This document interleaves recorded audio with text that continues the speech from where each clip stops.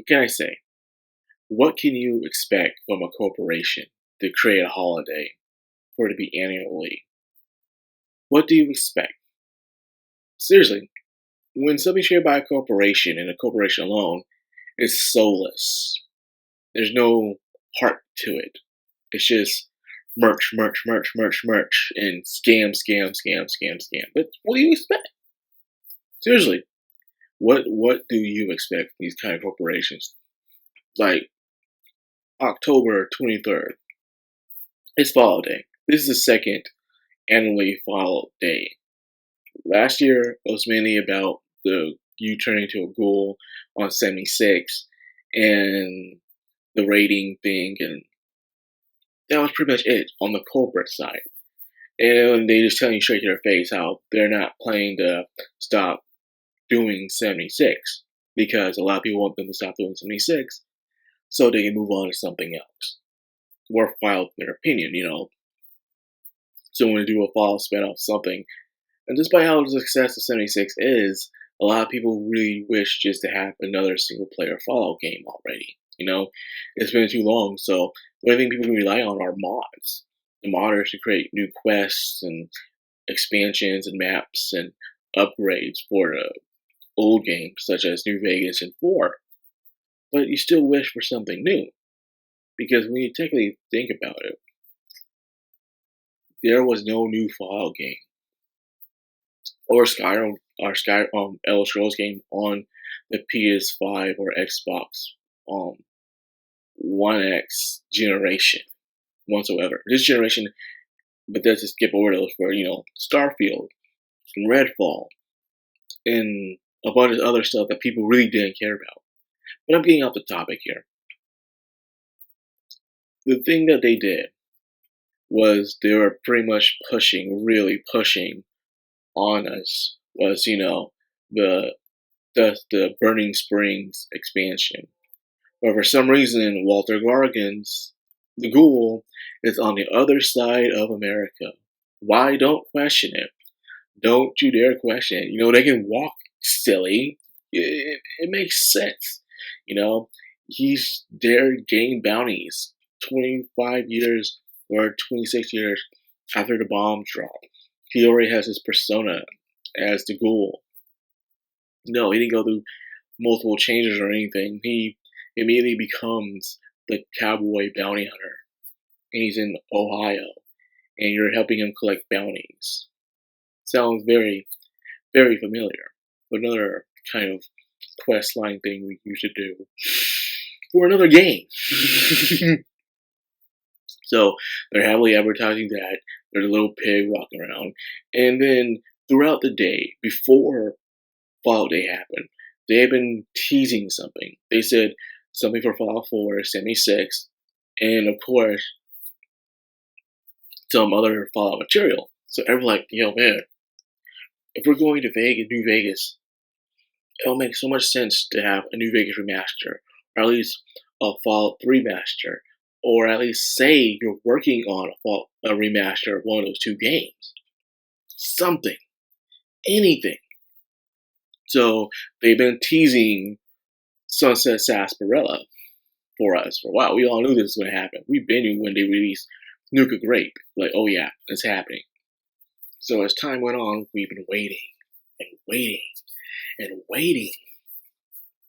And to the point where they start releasing Vault Tech supplies of Nuka-Cola, so it's Jones' soda, in Costco's, but only in Costco's far up northeast of America.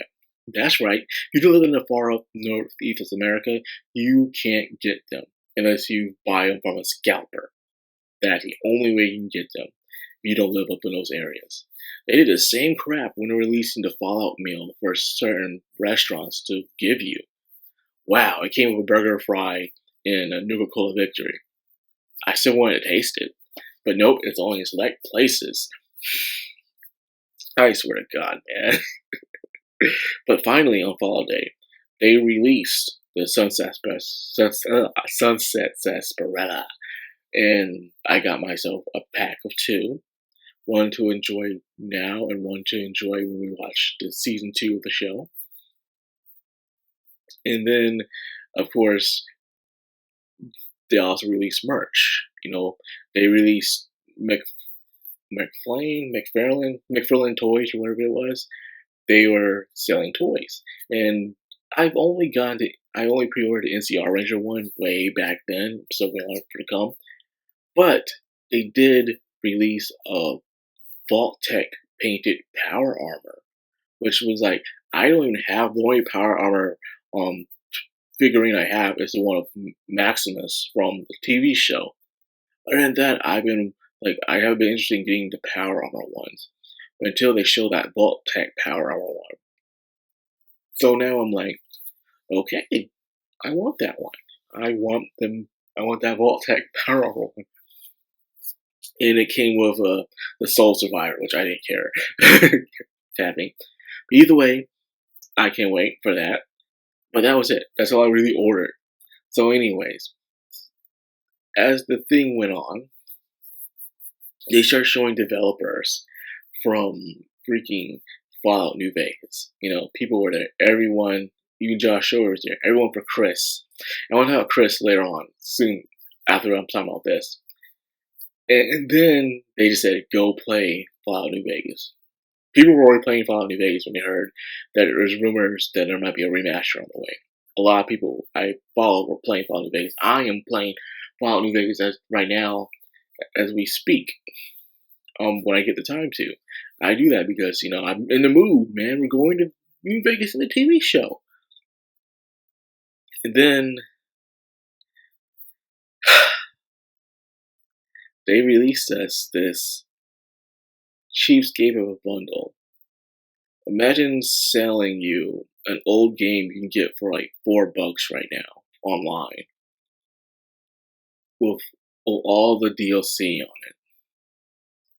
But it comes with a Victor Securitron statue and in Doc Mitchell's cards and a pen and whatever else it is, and a copy code of the game to get. So you're really paying for it is the statue. It is $155.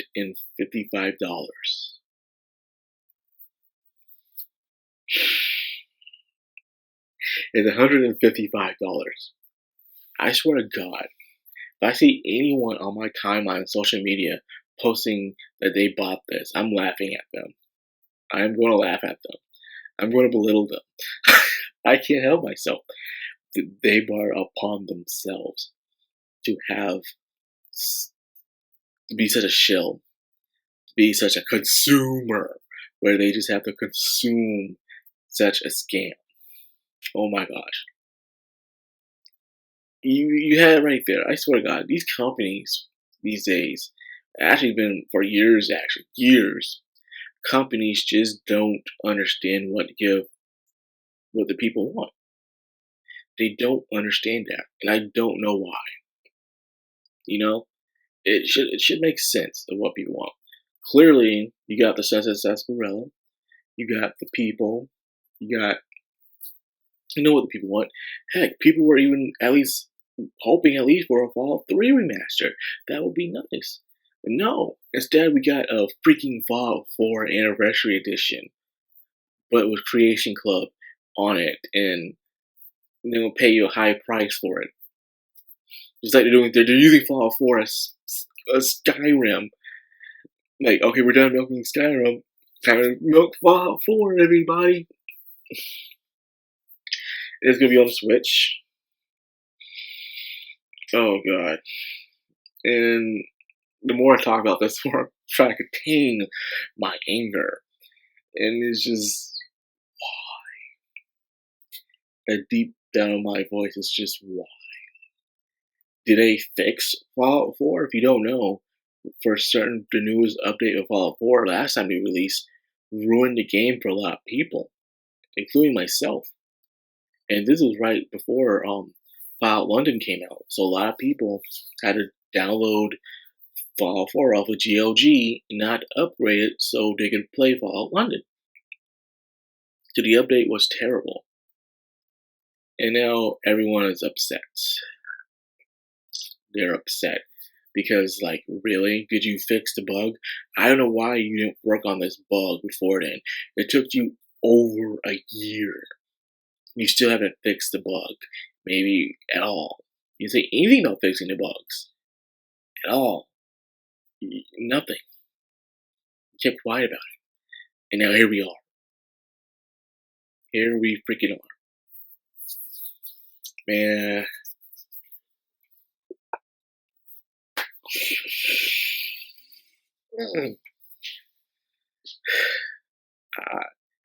And then they talk about the things that are going on. Vault Boy will be at some basketball game. There's the Universal Studios horror thing that they did with Fallout. And a guy I watched there who also went there, and he said that, and this is why they won't stop doing this, because in a way they won. We can be mad all we want to, but they won. And here's why. Because the man who's at the Universal Studios Fallout horror thing was there, and he saw a lot of people there. And he was surprised that a lot of people there who was there for the event weren't people who played the games. They were there because they watched the TV show. So despite, you remember the views it got, the ratings it got, the awards it got, that's because it captured the hearts of the normies. The normies love this. So the normies are out there participating in it and going on where they can. They'll buy the merch. They'll even play the mobile game. They don't want to sit down and play the regular games. No, why would they? They're normies. So the normies won. Normies got what they wanted. So now they're going to take their time and their resources to really pander to the normies. So you're going to expect a very dumbed down Fallout material in the future. So even when Todd Howard said they're working on more Fallout material in the future, well, that means they're going to dumb the crap out of it. Prepare, everybody. It's happening. Oh my god, you're never going to get that JRPG. I mean, you're never going to get that RPG experience again like in New Vegas. You're not. And we all knew that. But we still wish that they would have at least let us have a remaster of it. And maybe the remaster is on the way. At least they say something about it. Hell, they didn't even mention the Sunset Sarsaparilla drop at all. Sola Jones did, but they could announce some of it. But they did. Then Chris Avalon, they didn't even have Chris on it. Chris was one of the head directors. He was there since the original games. They have Chris on. You know why they have Chris on? Chris would have said some shit. What are your thoughts on politics? Chris, like, F you, man. Oh my god. He's been cracking down since the show release. And I did enjoy the show, like I said. But like a lot of Bethesda's writing, it retcons stuff for no reason. And not because of years past. Things are allowed to change as years go on. But a lot of stuff, I guess, once again, makes no sense. And it feels like it's spiteful towards the original creation of Fallout. I've said this. A lot of people said this. But the Bethesda fans, the shows who think that Fallout's all about capitalism and anti-capitalism, hate it when you say that. Even though Tim Kaine and Chris Avalon. Right now, Chris Avalon's having a field day right now. He's on there just saying, for the last time, Fallout's not about capitalism. It's not about anti-capitalism. It's always been about human nature. He's on there right now. I remember a while back when he saw this trailer of Season 2. We didn't even get a trailer. That's right. We didn't get a freaking trailer. We could at least got a new, up-to-date trailer for it. Something. Anything to make this actually worthwhile. But all it is was to advertise 76 in a buggy Fallout 4 and the crappy collector's edition of New Vegas that no one should be buying. And that's what it was. And Chris was like, I already saw his trailer of Season 2. He's surprised. He thought that when they were being chased with the Death Claw would stop and turn out the camera and say, "Capitalism is bad." Oh, Chris, man, never changed. Chris is what he said. I know a lot of people want Obsidian to make a new Fallout game, but you don't want that. You do not want that at all, because that Obsidian is long and gone. The people who work there now aren't the people you want to work on Obsidian, work on Fallout. You don't want them to. They're gone and stuff. So, and Bethesda said themselves they don't want no one else to ever work on Fallout ever again. Just them. Just them. So it's not going to happen anymore. It's too late. We passed that. We're not going to give it. You can't wait over 10 years and still hope it's going to happen. It's not going to happen. Why? Because if it does, you don't want it to happen. It's not going to be the Fallout you want it to be. It's not. It's going to be it's going to be like Outer Worlds writing. It's going to be like Outer Worlds was entertaining, and when we get number 2 is number 2. But I like Outer Worlds for it being Outer Worlds. Yes, capitalism bong you on the freaking head because these people have a giant boner for capitalism, talking all the damn time, as in how they can't stand capitalism dystopia. And we get hyper uncapped capitalism is bad, but you guys won't shut up about it. Oh God, I need a drink because I know this was days ago, but now I'm thinking about it all over again. It's just like, I can't do this. We're not gonna get another new Fallout game for a long time, my dudes. It's just what it is. As I said to my friends, that this generation of gaming, the way it is now, really sucks. I don't care what amazing games you enjoy playing, it's not enough. I'm not talking about just those games. I'm talking about gaming as a whole, as a community, as a society, as an industry. All the games. It's not good. It's terrible. The business practices, the games, the layoffs, trying to appeal to mass audience, watering down old franchises. Like, we have franchises that was able to withstand the test of time. But with the mindset of these new developers, they destroy them within one game. Within one game. You'll see a game franchise with tons of games on it, and they were just destroyed by one game, because this new generation of developers and writers really suck. They really suck, man. And I know this video is long, because there's just so much I wanted to talk about this. This Fallout means a lot to me. It means a lot to me. Fallout and Jak and Daxter. My favorite adventure, action adventure, is Jak and Daxter. My favorite open world RPG, Fallout. And my favorite JRPG series is the Tales series, by the way. But I don't think the Tales series figurine is over here, unfortunately. Yeah, I don't have the Tales series. In fact, I only have one Tales series figurine, which sucks. I need to get myself a Velvet one. Or at least a Lloyd or something. I don't know.